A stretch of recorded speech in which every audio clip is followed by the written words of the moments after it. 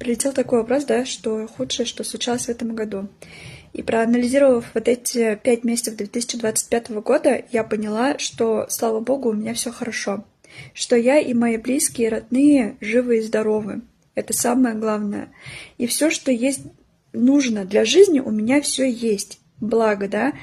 И все то, что случается по жизни, да, и вот то состояние, в которое я начала проваливаться, да, бывают мелкие неприятности, которые можно прожить, да, что-то можно изменить, но мы очень любим впадать в состояние жертвы, многие. И я, к сожалению, тоже начала в это состояние впадать, но поняла, да, вот меня вот это сообщение отрезвило, что нужно мыслить по-другому, нужно мыслить позитивнее все же, да, чтобы там ни было. В целом, все хорошо. И я безумно благодарна этому.